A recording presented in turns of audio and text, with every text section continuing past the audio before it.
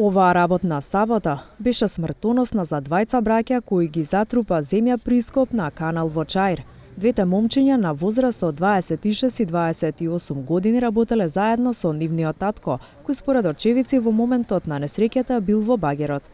Благодарение на случајните минувачи преживеал само нивниот роднина кој им помагал во работата, а исто така завршил под земја. Немилиот настан се случил околу 11 часот, иако по кратко време на местото пристигнале две амбулантни возила, за двете момчиња било предоцна. Кога дојдовме на лице место, значи имавме сознание дека двајца се веќе починати. Еден беше жив и вниманието го се усмеривме кон живиот. За среќа, со помош на некои граѓани што се разбира во оваа работа, морам да признам, успеавме да го излечеме. Третото лице кое преживеало има повреди по телото, но е во стабилна здравствена состојба. Лекарите му пружиле помош и на таткото кој бил видно вознемирен.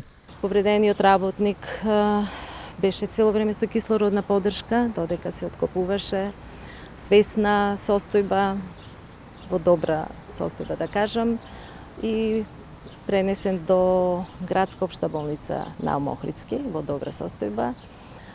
Другите двајца со нашата втора екипа која беше присутна таму се и почека да бидат конечно извадени од земјата и да за жал констатираат смрт. Станарите од околните згради не сакаат да зборуваат пред нашата камера, но ни раскажаа дека работниците работеле само за викенди и на црно, но и тоа дека околу каналот немало никаква заштита. Двајца мртви и еден тешко повреден. Тешка несреќа се случи токму тука пред Пладнево во Скопската населба Чаир. Информацијата дека работеле без дозвола за изведување на работи за подземна инфраструктура ја потврди од општината Чаир. Во соопштение до јавноста, општината изрази сочувство до семејствата на настраданите. Според изготвениот записник од страна на инспекторите на терен, започнатите работи за вклучување во подземната инфраструктура немале дозвола за нивно спроведување и истите се започнати во текот на денешниот неработен ден.